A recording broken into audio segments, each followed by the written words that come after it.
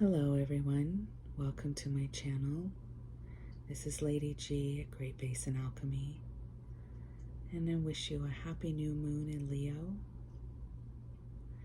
Tonight I want to share a channeling with you that came through about a week ago at 4 o'clock in the morning.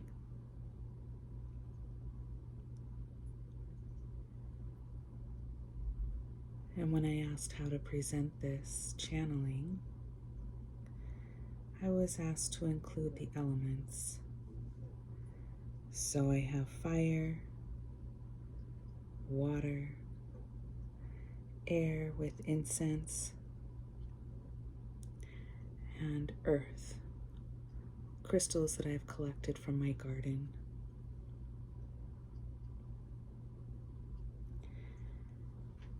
And so, let us begin.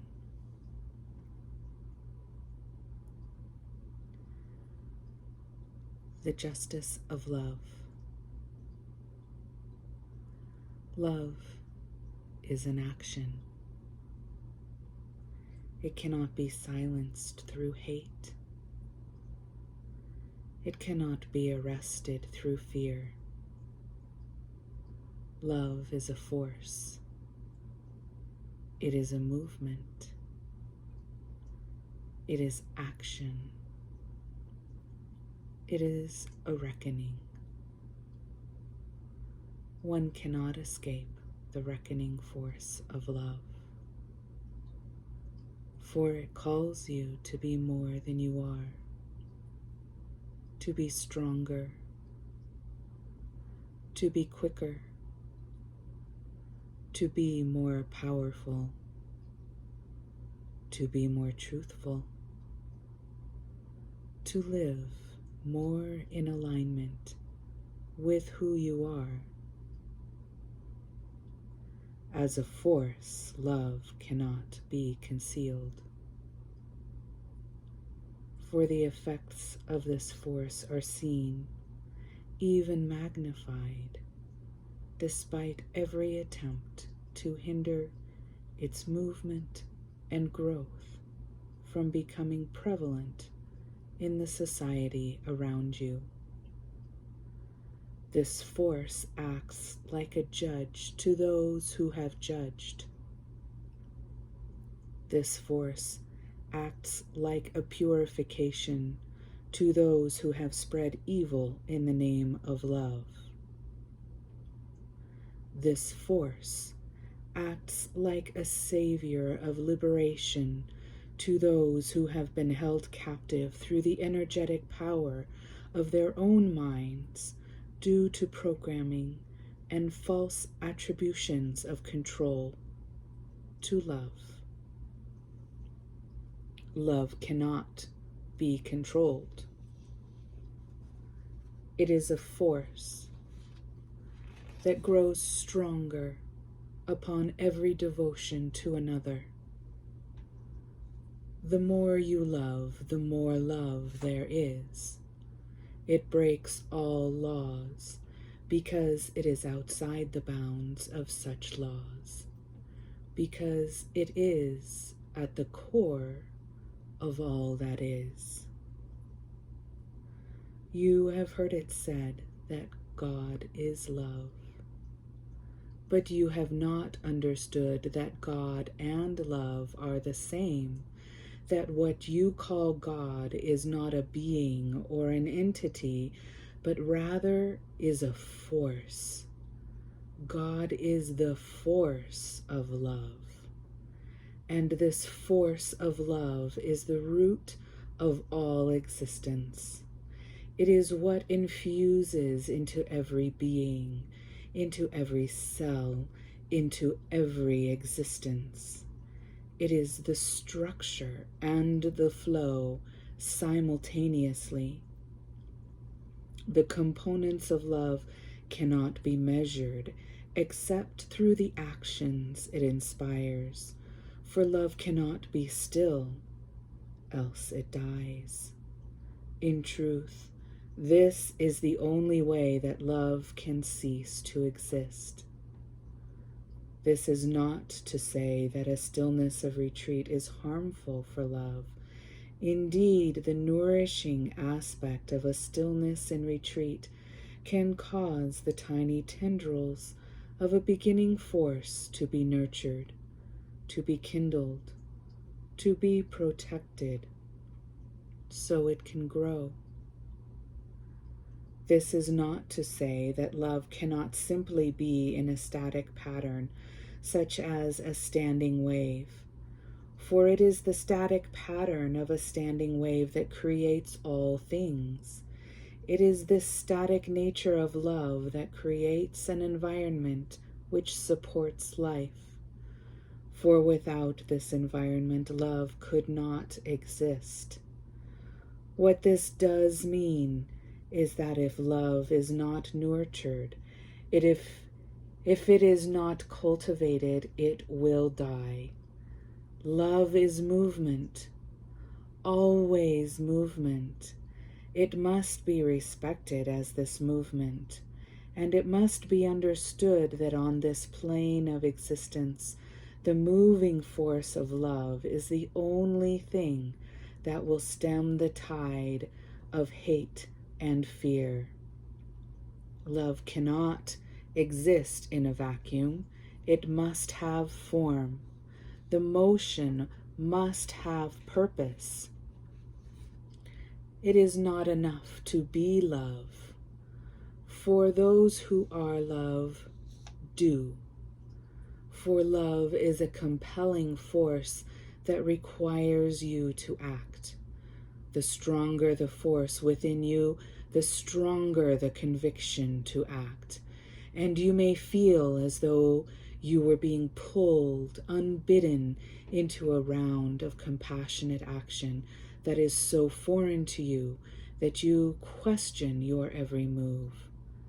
And yet, despite the doubts and the questions that arise with every pulse of love that inspires your actions, you become more certain in the words that you speak, the choices that you make, and the actions that you do.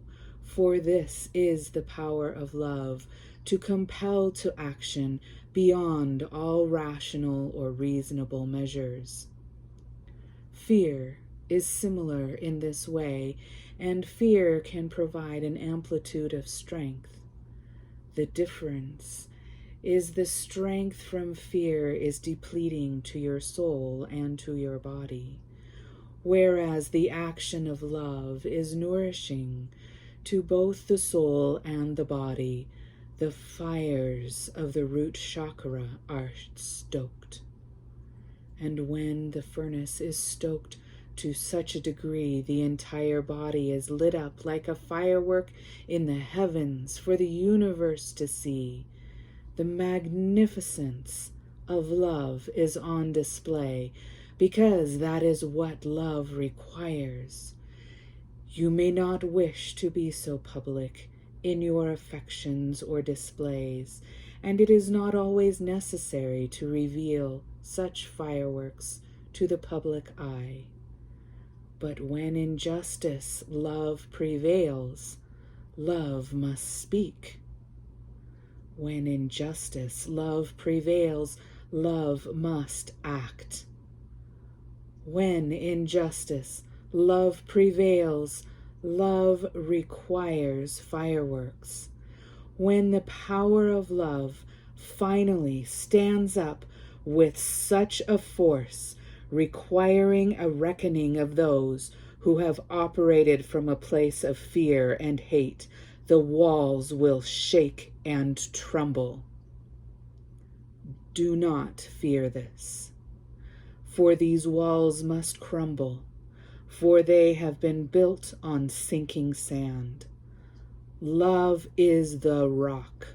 Love is the foundation for all that is sustainable, for all that will last, for all that will endure, for all that will be built with the qualities of justice for all. Unless structures are built in love, there cannot be freedom. Unless structures are built in love, there cannot be justice. Unless structures are built in love, there cannot be a pursuit of happiness. While these truths may be seen as inalienable rights, these truths cannot exist without a foundation of love. And so the walls must crumble and fall as they are, because without love, nothing enduring will exist. And this is how you will know what to support and what to leave behind. For the quality of love is ever moving, ever growing, ever strengthening, ever compelling. And those structures which have been built on this energy, on this force, will do similarly. So do not fear the destructive nature of love, because love destroys injustice, and this is a noble thing. Love destroys fear, which is a noble thing. Love destroys hate, which is a noble thing. And since there can be no vacuum, it is up to you to decide and to ensure and to determine that anything that is created in this vacuum as a result of the destructive nature of love is also built in love. Love requires form in order to work, which is why it is at the heart and foundation of every human body and every human soul. For when the soul melds with the body to create a living being in the third dimension, you become a vessel of love for the force of love to move through you onto this plane. You are called to be love incarnate.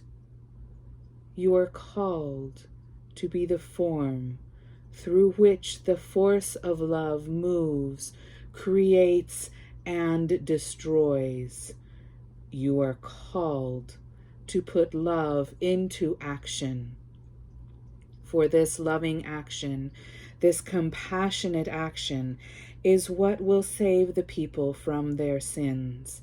It starts with you, a spark, nurtured, kindled, supported into a roaring flame which cannot be stifled. It starts with you. And as you strengthen your force and your fire of love through action, you spark the flame in others. So do not fear the path that is before you, or rather do not fear the task that is before you, for no path exists.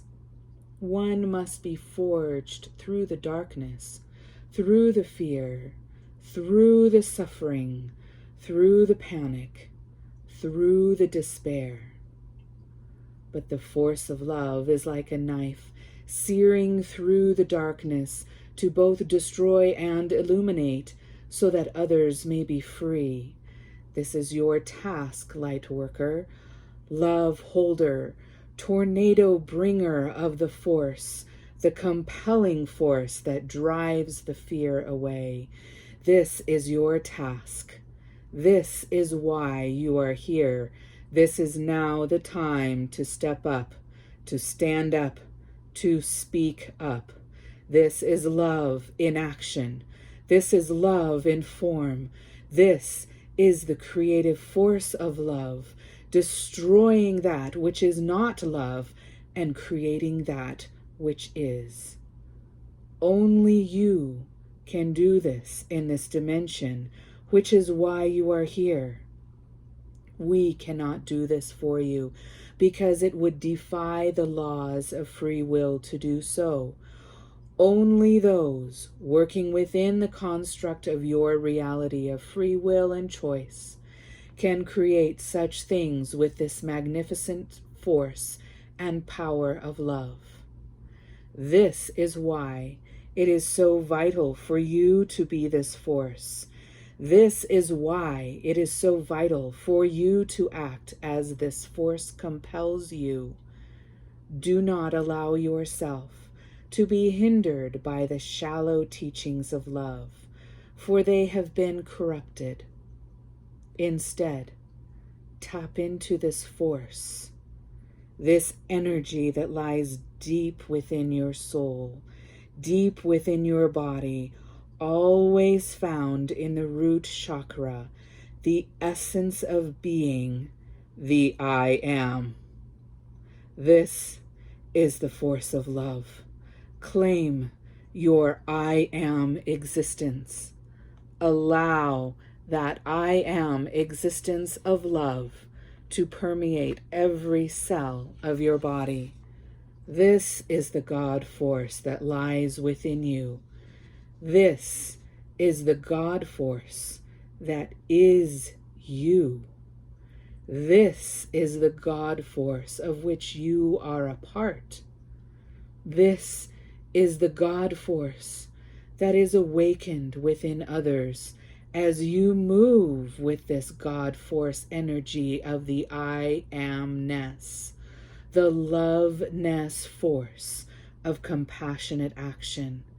This is what brings change to the world through you, each of you, in your each individual unique ways.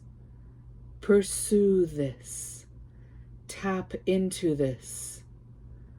For without each of you, the picture is incomplete. Do not fear this force, because it is you.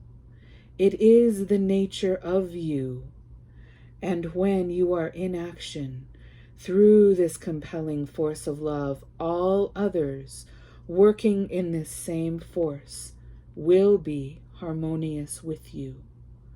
For this is the God force that resides within each of you, so how can it be at odds with itself?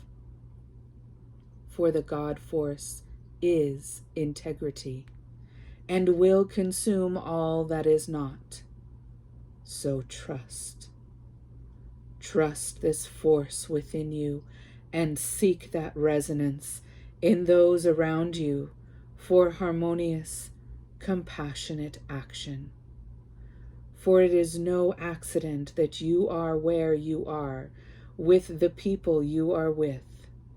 You have a purpose together, an alignment together, for a task to be accomplished together. Move as one.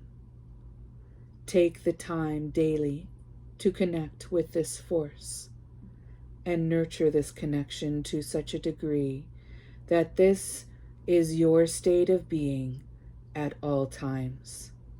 This force will protect you, for those who exist in fear will flee from you, and the wisdom that accompanies this power of force of love will always be available to you.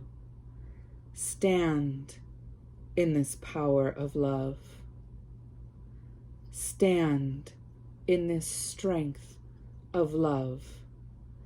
Stand in this certainty of love. Stand in this integrity of love. Stand in the justice of love. Let it be so, and go in love.